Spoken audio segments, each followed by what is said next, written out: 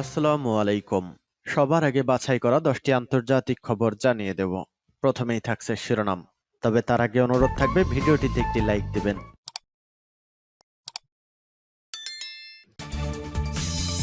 পুরোদমে ইসরায়েল ফিলিস্তিন যুদ্ধ চলছে, জানিয়ে দেব হাতে থাকা যুদ্ধের সর্বশেষ আপডেট সংবাদ। আলহামদুলিল্লাহ, এবার ইসরায়েলের ড্রোনে ক্ষেপণাস্ত্র হামলা চালিয়েছে লেবাননের সশস্ত্র সংগঠন হিজবুল্লাহ। ধ্বংসের মুখে এবার ইহুদিবাদী ইসরায়েল, দেশে হারা বেঞ্জামিন নেতানিয়াহু সরকার। এরপর জানিয়ে দেব মধ্যপ্রাচ্যে বিস্ফোরণমুখ অবস্থায় যে কোনো সময় ঘটতে পারে বিপত্তি, ঘোষণা ইরানের। এবং জানিয়ে দেব চীন বড় ক্ষতি করল যুক্তরাষ্ট্রের, অস্বস্তিতে জিনপিং, আমেরিকা বদলা নেবে, হুঁশিয়ারি বাইডেনের। এবং জানিয়ে দেব আগুনের গোলায় পরিণত হয়েছে গাজা। এদিকে ইসরায়েলি যুদ্ধ যন্ত্রকে থামাতে মুসলিম দেশগুলোর কার্যকর ঐক্য প্রয়োজন বলছে রাইসি। সর্বশেষ জানিয়ে দেব গাজায় নিহতের সংখ্যা বেড়ে ৭,৭০৩। শুনছিলেন সংবাদ শিরোনাম, এখন বিস্তারিত। তবে তার আগে অনুরোধ থাকবে ভিডিওটিতে একটি লাইক এবং কমেন্টস করে জানিয়ে দিন এই ভিডিও সম্পর্কে আপনার মূল্যবান মতামত। আর হ্যাঁ বন্ধুরা, অবশ্যই এই ভিডিওটি আপনার ফেসবুকে শেয়ার দিয়ে ছড়িয়ে দিন আর জানিয়ে দিন আপনি কোন জেলা থেকে বা কোথা থেকে আমাদের সংবাদ শুনছেন এবং দেখছেন।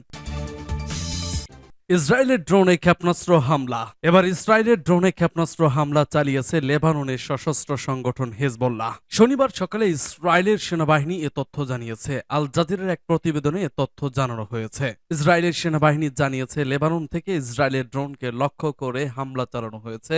লেবাননের কর্মকর্তারাও এ হামলার তথ্য নিশ্চিতছেন। লেবাননের নিরাপত্তা কর্মকর্তাদের বরাতে এপি জানিয়েছে লেবাননের ওপর দিয়ে উড্ডয়নকালে ইসরায়েলের ড্রোনকে লক্ষ্য করে দুটি ক্ষেপণাস্ত্র হামলা চালিয়েছে। তবে ড্রোনগুলো লক্ষ্যভ্রষ্ট হয়েছে। ইসরায়েল জানিয়েছে লেবাননের হামলার জবাবে তাদের লক্ষ্য করে লঞ্চার ছুড়েছে লেবানন। এর আগে শুক্রবার ইসরায়েলের রাজধানী তেল আবিবেও 2 দফা রকেট হামলা হয়। এ ঘটনায় অন্তত 3 জন আহত হয়েছেন। এক এক্স বার্তায় ইসরায়েলি ম্যাগেন ডেভিড আদম অ্যাম্বুলেন্স সার্ভিস বলেছে 20 বছর বয়সী একজনকে মৃত আহত অবস্থায় ইচিলভ হাসপাতালে নিয়ে যাওয়া হয়েছে। এছাড়া আরো 2 জন মৃত আহত হয়েছেন। অন্যদিকে ইসরায়েলের চ্যানেল 12 বলেছে তেল আবিবের দিকে ছোড়া আরো 8টি রকেট প্রতিহত করা হয়েছে। ইসরায়েলের রাজধানীতে রকেট হামলার বিষয়টি স্বীকার করেছে হামাসের সামরিক শাখা আল কাসেম ব্রিগেড। টেলিগ্রাম মেসেজিং অ্যাপে দেওয়া এক বিবৃতিতে সংগঠনটি বলেছে ইসরায়েল কর্তৃক গাজায় বেসামরিক নাগরিকদের বিরুদ্ধে গণহত্যা চালানোর জবাবে তারা তেল আবিবে নতুন করে রকেট হামলা করেছে।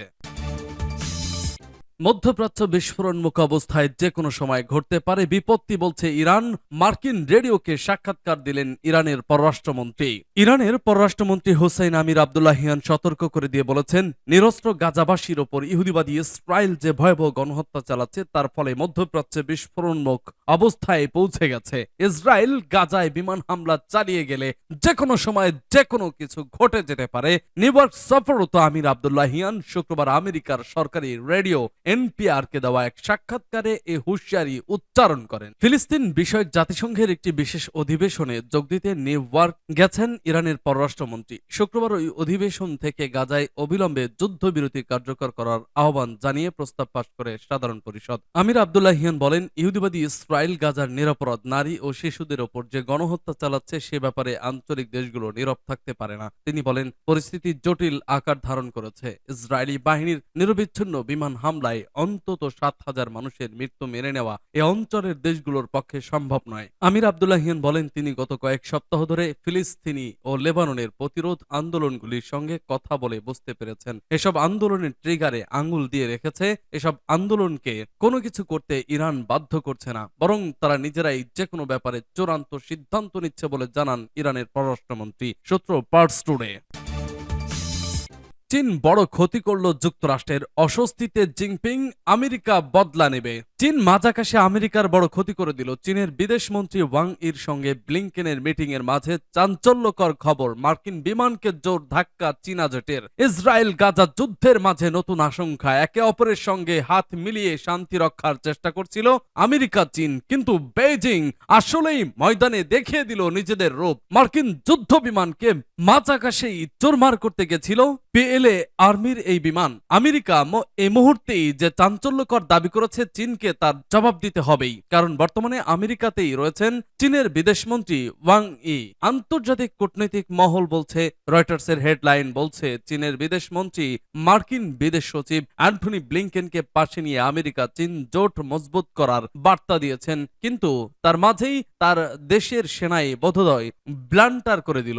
মার্কিন সেনার তরফে জানা গিয়েছে, দক্ষিণ চীন সাগরে আন্তর্জাতিক আকাশ সীমায় মহড়া চালাচ্ছিল আমেরিকার বি-52 বম্বার বিমান। সেই সময়ে আচমকা খুব কাছে চলে আসে চীনা জেড 11 জেড। মার্কিন বিমান থেকে মাত্র 10 ফুট নিচ দিয়ে উঠতে থাকে চীনা বিমান। এমনকি মার্কিন বিমানের সামনে এসে দুর্ঘটনা ঘটানোর চেষ্টা করে চীনা জেড। কোনো মতে দুর্ঘটনা এড়ান মার্কিন বিমানের পাইলট, এমনটাই দাবি করছে মার্কিন যুক্তরাষ্ট্রের সেনা। গত মাসেই বিশ্বমঞ্চ থেকেই নাম না করে আমেরিকাকে এক হাত নিয়ে ঠান্ডা লড়াইয়ের হুঙ্কার দিয়েছিল চীন। দুদেশের মধ্যে উত্তেজনার পারদ কার্যত সপ্তমেই থাকে, কিন্তু এই আবহে চীনা বিদেশ মন্ত্রীর ওয়াশিংটনে যাওয়ার যথেষ্ট তাৎপর্য বলে মনে করেছিল বিশ্লেষকরা। জানা যাচ্ছে, ব্লিংকেনকে চীনের বিদেশমন্ত্রী বলেছেন, আমেরিকা ও চীনের যে অস্থির দ্বিপাক্ষিক সম্পর্ক রয়েছে, এই সম্পর্ক ঠিক করার জন্য দুদেশের মধ্যে কথোপকথন হওয়া জরুরি। 4 দিনের জন্য আমেরিকা সফরে থাকা ওয়াং ইর কথায় শুধু কথোপকথন কখনোই নয়, এই আলোচনা গভীর ও গঠনমূলক হওয়া উচিত, তাহলে দুদেশের মধ্যে ভুল বোঝাবুঝি ধীরে ধীরে মিটে যাবে। ওয়াকি বহাল মহল প্রশ্ন তুলছে, বড় মুখ করে যেসব কথা চীনা মন্ত্রী বলেছেন, তাহলে মার্কিন বিমানের ওপর হামলার প্রসঙ্গে তিনি এবার কি প্রতিক্রিয়া দেবেন? কারণ আমেরিকার সেনার তরফে জানানো হচ্ছে, বিমান সংঘর্ষের চেষ্টার সময় দৃশ্যমানতা বেশ কম ছিল, কিন্তু তারই মধ্যেই মার্কিন বিমানের সঙ্গে সংঘর্ষ ঘটানোর চেষ্টা করেন চীনা যুদ্ধ বিমানের পাইলট। এই আচরণকে আন্তর্জাতিক এয়ার সেফটি নিয়মের বিরোধিতা হিসেবেই আখ্যা দিচ্ছে মার্কিন সেনা। কয়েকদিন আগেই মার্কিন প্রতিরক্ষা বিভাগের তরফে একটি পরিসংখ্যান প্রকাশ করা হয়। সেখানে বলা হয়, গত 1.5 বছরে অন্তত 15 বার মার্কিন বিমানের প্রতি আক্রমণাত্মক আচরণ করেছে চীনের সামরিক বাহিনী। এবার দেখার বেজিং কিভাবে শাক দিয়ে মাছ ঢাকে। আগুনের গোলায় পরিণত হয়েছে গাজা।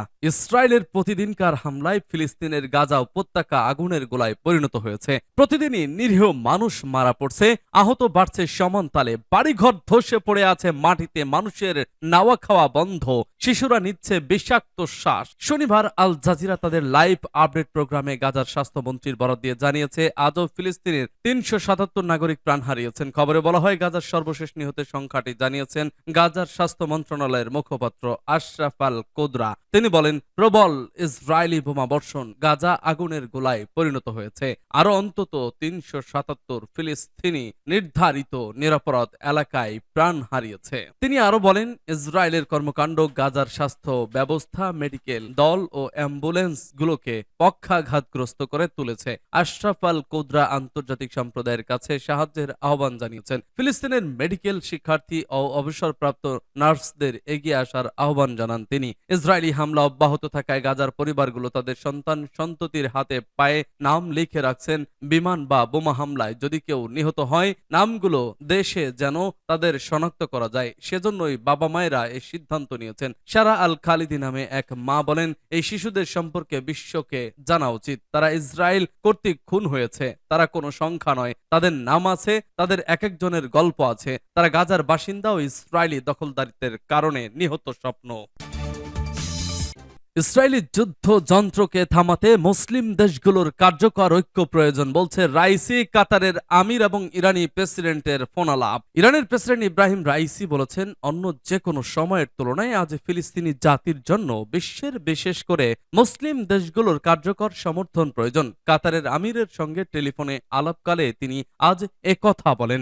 জনাব রাইসি কাতারের আমির Sheikh Tamim bin Hamad bin Khalifa Al সানির সঙ্গে টেলিফোনে আলাপকালে মজলুম ফিলিস্তিনি জাতিকে সমর্থন ও সহায়তার বাস্তব সমাধান চিন্তা নিয়ে আলোচনা করেন। ইসরায়েলকে মার্কিন নেতৃত্বাধীন পশ্চিমা সরকারগুলো একযোগে সমর্থন দেওয়ার অর্থ হলো ফিলিস্তিনিদের ওপর নির্বিচার হত্যাকাণ্ডের সবুজ সংকেত দেওয়া। প্রেসিডেন্ট রাইসি এখন মুসলিম দেশগুলোর ঐক্যের ওপর ভীষণ গুরুত্ব আরোপ করেন। তিনি বলেন, ফিলিস্তিনি জাতিকে নির্মূল করার ইসরায়েলি দানব যন্ত্রকে অকেজো করে দেওয়ার জন্য মুসলিম দেশগুলোর ঐক্যের বিকল্প নেই।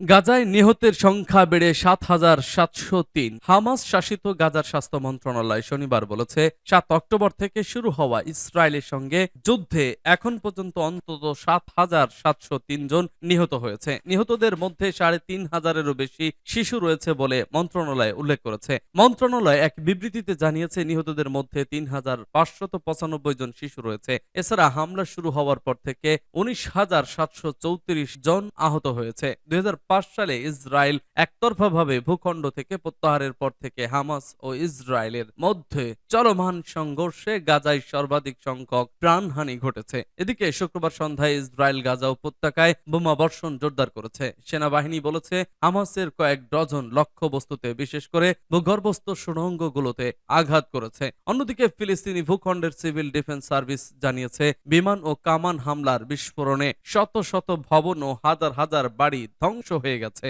৭ অক্টোবর ইসরায়েলে হামাসের নজিরবিহীন হামলার পর থেকে গাজা নিরলস বিমান হামলার অধীনে রয়েছে।